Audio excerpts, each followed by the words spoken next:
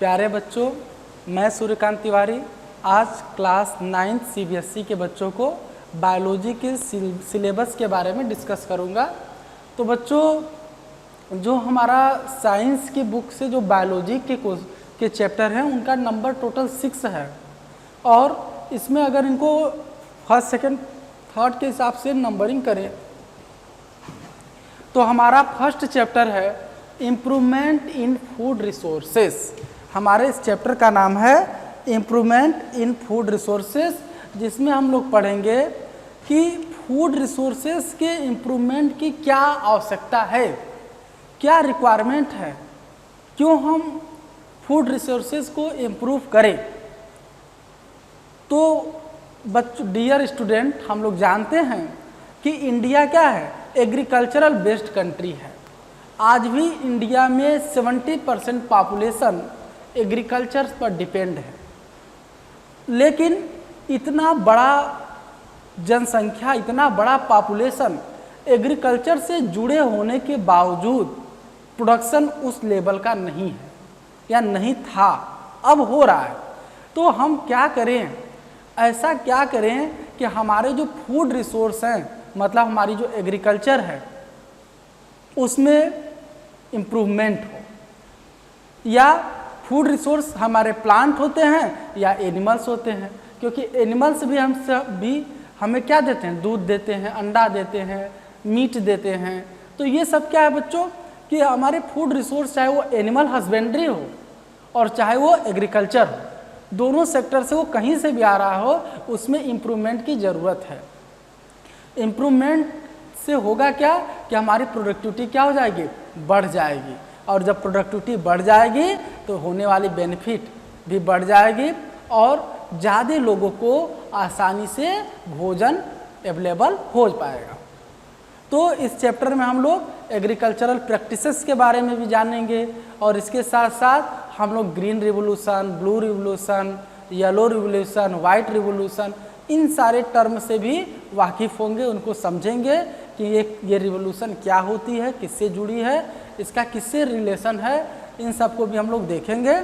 और हम लोग एनिमल हस्बेंड्री में भी ये देखेंगे कि कैसे एनिमल हस्बेंड्री को किया जाए, कि जो पशुपालन है, जो एनिमल हस्बेंड्री है, उसमें जो एनिमल्स हम लोग लाइव स्टॉक जो हमारे पास हैं वो क्या हों कि बेटर क्वालिटी के हों। अगर मीट प्रोडक्शन है तो ज़्यादा मीट प्रोड्यूस करें, एक प्रोडक्शन करने के लिए है तो ज़्यादा एक प्रोड्यूस करें, और अगर मिल्किंग के लिए है, मिल्क प्रोडक्शन के लिए है तो अच्छे अमाउंट में मिल्क को प्रोड्यूस करें। इसके लिए हम ऐसा क्या करें, किस तरह से इम्प्रूवमेंट करें। फिश कल्चर, एक्वा कल्चर में आप देखेंगे कि फिश को कैसे हम पालें, या पोल्ट्री फार्मिंग आप देखेंगे, फिर एपी कल्चर देखेंगे जिसमें मधुमक्खी बी कल्चर किया जाता है। इन सबको देखेंगे और उनसे हमें कौन कौन से प्रोडक्ट मिलते हैं, इन सबको आप जानेंगे चैप्टर नंबर 1 में, जिसका नाम है इम्प्रूवमेंट इन फूड रिसोर्सेस। और बच्चों, जो हम लोग का सेकेंड चैप्टर है जिसका नाम है cell, basic unit of life. तो जैसे कि ये चैप्टर ही कह रहा है कि cell basic unit of life, तो इसमें जैसे बच्चों बेसिक यूनिट का मतलब होता है जिससे कोई चीज़ मिलकर बनी हो। सपोज करो कि ये बिल्डिंग है या कोई बिल्डिंग है और ये बिल्डिंग बनी हुई है, तो बच्चों यहाँ बिल्डिंग ऐसा तो नहीं ना है कि बिल्डिंग उठाकर कहीं से यहाँ ला दी गई है, ये यहाँ बनाई गई है, कहीं से लाई नहीं गई है, ये क्या की गई है, यहाँ बनाई गई है। और जो जब बनाई गई है तो बनाएगा, कैसे बनाया गया है, इसके कुछ विशेष यूनिट होते हैं जिसको इसका हम बेसिक यूनिट कहते हैं। और वो यूनिट यहाँ पे क्या है, ईट, ब्रिक्स, जो ब्रिक्स हैं जिससे ये बनी हुई है वो क्या है, बेसिक यूनिट है। तो उसी तरह बच्चों, जब कोई भी लिविंग ऑर्गेनिज्म होता है तो वो सेल का बना होता है, तो सेल से मिलकर बना हुआ है, तो सेल क्या है, बेसिक यूनिट ऑफ लाइफ।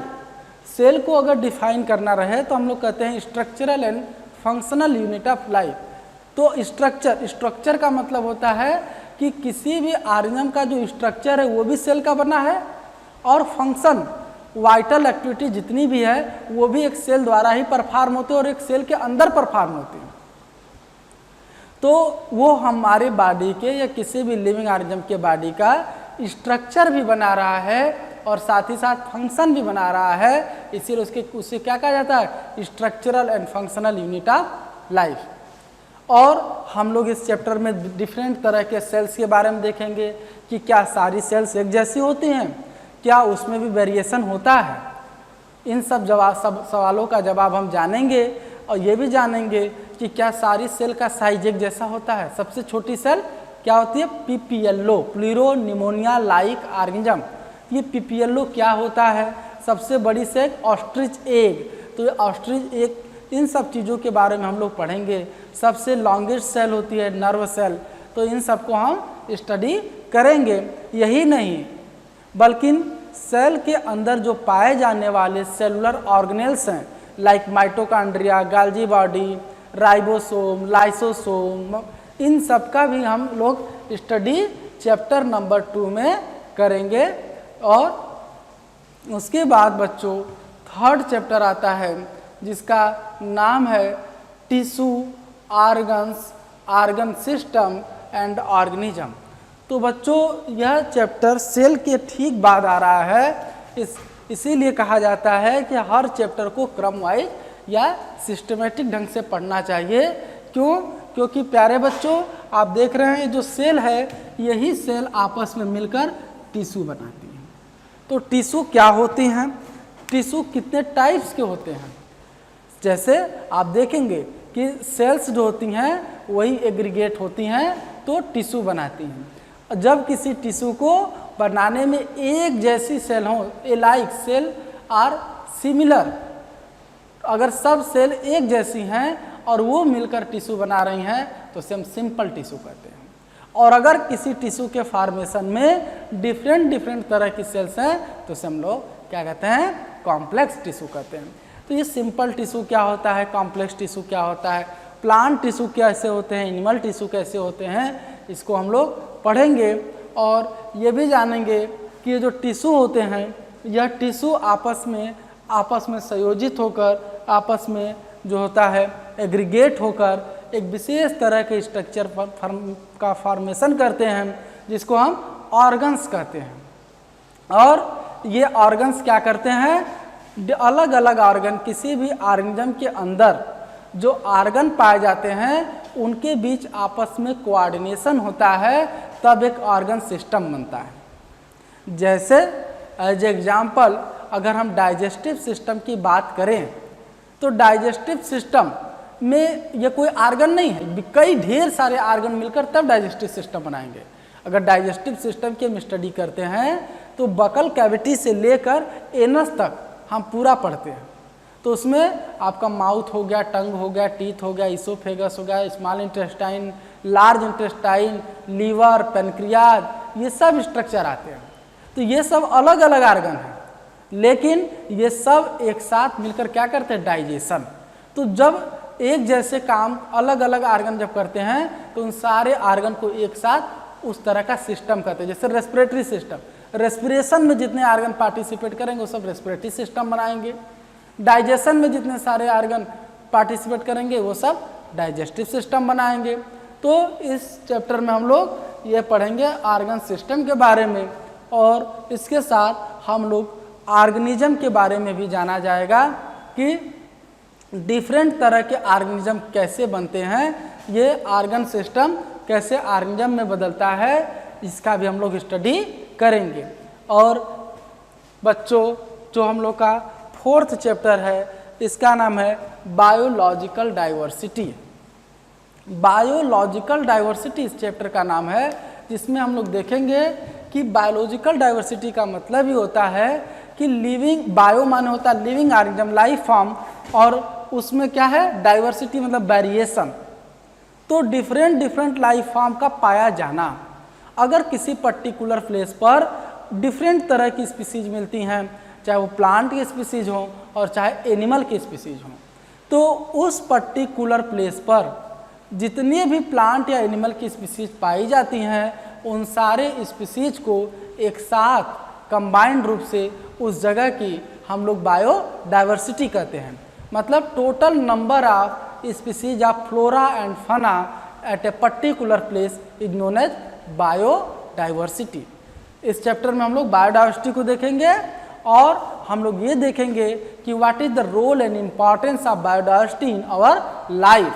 हमारे लाइफ में बायोडाइवर्सिटी का क्या रोल है, क्या इम्पॉर्टेंस है, क्यों बायोडाइवर्सिटी को कंजर्व किया जाना चाहिए, उनका कंजर्वेशन क्यों ज़रूरी है, वो हमें कैसे बेनिफिट पहुंचाते हैं, वो कैसे इकोलॉजिकल सिस्टम को बैलेंस करते हैं और उनको बचाने से संबंधित कुछ जो मोटिवेशनल इवेंट हैं उनके बारे में कुछ मूवमेंट हैं जैसे चिपको मूवमेंट, इन सब का भी हम लोग स्टडी थोड़ा बहुत जो है चिपको मूवमेंट के बारे में भी मैं आपको बता दूंगा, क्योंकि ये एक ऐसा मूवमेंट है जो प्लांट को बचाने के लिए एक बहुत बड़ा सेक्रिफिकेशन था। तो इसको भी हम लोग देखेंगे, बायोलॉजिकल डाइवर्सिटी क्या होता है, बेसिकली इसको देखा जाएगा और इसके कितने टाइप्स होते हैं, डाइवर्सिटी को आप कितने बेसिस पर डिवाइड कर सकते हो, और ये जाना जाएगा कि किसी जगह की जो बायोडाइवर्सिटी होती है वो किस फैक्टर पर डिपेंड करती है, which factor determine the biodiversity of a particular place. तो हम ये पाएंगे कि biodiversity at a particular place is determined by the environmental condition of that places. मतलब कि किसी जगह की जो बायोडाइवर्सिटी है वह वहाँ पाए जाने वाले इन्वायरमेंटल कंडीशन पर डिपेंड करती है। अब जहाँ अच्छी वर्षा होती है, अच्छे टेम्परेचर हैं, वहाँ की जो बायोडाइवर्सिटी मतलब वहाँ जो नंबर ऑफ स्पीसीज होगा वह ज़्यादा होगा कि डिज़र्ट जहाँ पर खाली बालू ही बालू है, बहुत ज़्यादा टेम्परेचर बहुत कम टेम्परेचर, इस तरह की सिचुएशन है, दिन में बहुत ज़्यादा टेम्परेचर रात में बहुत कम टेम्परेचर, तो ऐसे जगह पर भी ऑर्गेनिज्म पाए जाएंगे, प्लांट और एनिमल स्पीसीज पाई जाएंगी, लेकिन उसमें उतना वेरिएशन नहीं होगा जितना जहाँ अच्छे इन्वायरमेंट में रहने वाले जगहों पर पाया जाता होगा। तो हम लोग फोर्थ चैप्टर बायोलॉजिकल डाइवर्सिटी या बायोलॉजी के बारे में पढ़ेंगे, और हम लोग का जो फिफ्थ चैप्टर होगा बच्चों जिसका नाम है health and disease. Health and disease, जैसे बच्चों आपने सुना होगा कि जो हेल्दी माइंड होता है वो हेल्दी बॉडी में ही होता है, मतलब स्वस्थ शरीर में ही स्वस्थ जो है मस्तिष्क होता है, या आप लोगों ने एक कहावत सुनी होगी कि health is wealth, health is wealth, health he wealth है। तो ये हेल्थ को हम कैसे मेंटेन करें, हेल्दी रहने के लिए हमें क्या मेजरमेंट अपनाने चाहिए जिससे हमारा हेल्थ सही रहे, ठीक रहे, और हेल्थ हम डिजीज से बचने के क्या उपाय अपनाएं ताकि हमको कोई इस तरह की डिजीज ना हो। तो हेल्थ क्या होता है, डिजीज क्या होती हैं, और अगर डिजीज होने ना पाए इसके लिए हमको क्या प्रिकॉशन अपनाना चाहिए, और अगर डिजीज हो गई तो किस तरह से उनका ट्रीटमेंट करना चाहिए कि भविष्य बाद में वो डिजीज जल्दी ठीक हो जाए और बाद में हो ना। तो और इसके साथ ही साथ हम लोग कुछ डेंजरस डिजीज जैसे एड्स, कैंसर, टाइफाइड, मलेरिया, इन सब के बारे में भी क्या करेंगे बच्चों, प्रॉपर स्टडी करेंगे। तो ये हमारा ये जो हेल्थ और डिजीज चैप्टर 5 होगा, और हम लोग फिर चैप्टर नंबर 6 पर आएंगे जिसका नाम है आवर इन्वायरमेंट। मतलब हमारा जो इन्वायरमेंट है जो हमें चारों तरफ से सराउंड किए हुए, सराउंडिंग हमारे चारों तरफ पाया जाता है, वह इन्वायरमेंट हमारे जीवन को या किसी भी लिविंग ऑर्गेनिज्म के लाइफ को कैसे अफेक्टेड करता है, उसे कैसे बेनिफिट पहुंचाता है, उसके लिए कैसे बेनिफिशियल है या कैसे हार्मफुल है, इन एस्पेक्ट पर हम लोग चर्चा करेंगे। जो इन्वायरमेंट नीट और क्लीन होना चाहिए वो आज पॉल्यूटेड होता जा रहा है। एयर पोल्यूशन क्या होता है, वाटर पोल्यूशन क्या होता है, सॉइल पोल्यूशन क्या होता है, नॉइज पोल्यूशन क्या होता है, इन सब चीज़ों को हम लोग स्टडी करेंगे। साथ ही साथ green house effect, global warming, इनका भी हम लोग स्टडी किया जाएगा। और इसी चैप्टर में बच्चों हम लोग बायो जियो केमिकल साइकिल के बारे में पढ़ेंगे, जिसमें carbon cycle, oxygen cycle, nitrogen cycle, sulphur cycle और वाटर साइकिल क्या होती हैं और ये कैसे मेंटेन होती हैं, इनका क्या रोल है इन्वायरमेंट में, इन सब बातों का भी हम लोग स्टडी करेंगे। तो बच्चों क्लास 9th का जो बायोलॉजी का सिलेबस है साइंस का, उसमें 6 चैप्टर हैं। जो आपने देखा, फर्स्ट चैप्टर का नाम है इम्प्रूवमेंट इन फूड रिसोर्सेज, कि फूड रिसोर्सेज में कैसे इम्प्रूव किया जाए, किससे कैसे हम एनिमल हस्बेंड्री और एग्रीकल्चर में जो है बढ़ोतरी किया जाए, जिससे कि हमें कम समय में कम लागत में मैक्सिमम बेनिफिट मिल सके। और फिर उसके बाद हम लोग पढ़ेंगे cell basic unit of life. जो सेल होता है उसे लाइफ का बेसिक यूनिट क्यों कहा जाता है, या सेल को स्ट्रक्चरल और फंक्शनल यूनिट के नाम से क्यों जाना जाता है, सेल कितने टाइप्स के होते हैं, सेलुलर ऑर्गेनेल्स क्या होते हैं, उनका क्या रोल है, एक सेल के अंदर क्या क्या एक्टिविटी किस तरह से होती हैं, इन सब का हम लोग स्टडी करेंगे। सेल को सबसे पहले किसने डिस्कवर किया था बच्चों, बताइए आप लोग, छोटे क्लासों में आपने पढ़ा होगा, तो ये रॉबर्ट हुक ने किया था। तो ये हम लोग क्या करेंगे, देखेंगे कि रॉबर्ट हुक ने कैसे उसकी डिस्कवरी की थी, और जिसकी डिस्कवरी की थी वो कैसा दिख रहा था, वो स्ट्रक्चर हम लोग बनाकर उसको ड्रा कर हम लोग समझा जाएगा अच्छे से। और थोड़ी बहुत बात हम लोग सेल बायोलॉजी की भी करेंगे। सेल बायोलॉजी क्या होती है बेटा, उसको साइटोलॉजी भी कहते हैं, branch of science which deal knowledge about in the structure and function about in a cell is known as cell biology या साइटोलॉजी। और सबसे पहले सेल को डिस्कवर किया था रॉबर्ट हुक ने, इसलिए बेटा रॉबर्ट हुक को हम लोग क्या कहते हैं, उसी आनर में, उनके वर्क के आनर में उनको फादर ऑफ साइटोलॉजी कहा जाता है। तो इसको हम लोग देखा जाएगा। और फिर हम लोग टिश्यू वाले चैप्टर में रहेंगे, जिसमें देखेंगे प्लांट टिश्यू और एनिमल टिश्यू, ये दोनों एक दूसरे से कैसे डिफरेंट हैं, वो कैसे क्या फीचर है जिससे हम प्लांट टिश्यू को एनिमल टिश्यू से डिफ्रेंशिएट कर सकें, और टिश्यू में कौन सी टिश्यू मेरिस्टेमेटिक होती हैं, किसमें डिवीजन की प्रॉपर्टी होती है, कौन परमानेंट हो जाती हैं, मतलब वो अपनी डिवीजन की प्रॉपर्टी को लॉस कर देती हैं। इसको देखने के साथ साथ हम लोग आर्गन्स को भी देखेंगे कि how tissue make a organ, tissue कैसे आपस में मिलकर आर्गन बनाती हैं। साथ ही साथ हम ये भी देखेंगे कि आर्गन्स आपस में मिलकर कैसे आर्गन सिस्टम बनाते हैं, और ये आर्गन सिस्टम जो होता है ये कैसे ऑर्गेनिज्म बनाता है, इस बात का चर्चा भी हम लोग किया जाएगा।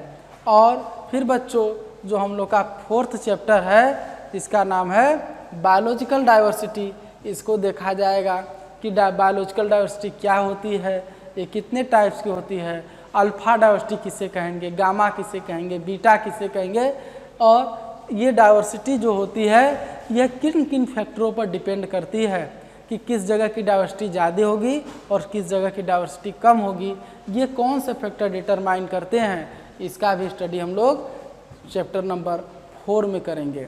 और बच्चों जो चैप्टर 5 है, जिसका नाम है हेल्थ एंड डिजीज, मतलब स्वास्थ्य और रोग, तो हमारे लाइफ में, हमारे जीवन में हेल्थ का क्या इम्पोर्टेंस है, हेल्दी रहने के लिए हमें क्या मेजरमेंट अपनाने चाहिए, और कि हम जल्दी बीमार ना, हमको डिजीज़ ना आए, और अगर बाय द वे किसी तरीके से डिजीज़ आ गई तो डिजीज़ कैसे जल्दी ठीक हो, क्या हम ऐसा प्रिकॉशन लें जैसे डिजीज़ हमें ना हो, या हो गई है तो ठीक हो जाए। तो इन सब चीज़ों पर, इन सब मुद्दों पर हम लोग चर्चा करेंगे। इसमें देखेंगे कि हमारा फूड कैसा होना चाहिए, हमारा खान पान कैसा होना चाहिए, हमारा पहनावा कैसा होना चाहिए, साफ़ सुथरा होना चाहिए, भोजन की व्यवस्था कैसी होनी चाहिए, ये सब हम लोग हेल्थ एंड डिजीज वाले चैप्टर में देखेंगे। चैप्टर नंबर 6 है आवर इन्वायरमेंट, जिसे कि आप जानते हैं कि बिना इन्वायरमेंट के लाइफ का कल्पना भी नहीं किया जा सकता। तो इन्वायरमेंट क्या रोल प्ले करता है, कैसे रोल प्ले करता है, इन सब चीज़ों को हम लोग देखा जाएगा। इन्वायरमेंटल पोल्यूशन क्या होता है, उसमें air pollution, water pollution, soil pollution, radioactive pollution, ये सब पोल्यूशन को भी देखा जाएगा बच्चों। तो बच्चों लास्ट में मेरा आपसे एक हम्बल रिक्वेस्ट है कि प्लीज़ प्लीज़ प्लीज़ वीडियो को ज़रूर आप देखें, पूरा अंत तक देखें, उससे संबंधित डीपीपी को सॉल्व करें, और इसे लाइक और सब्सक्राइब करना न भूलें, जिससे जैसे ही नया वीडियो अपलोड हो उसका नोटिफिकेशन आपको तुरंत मिल जाए। Thank you for watching.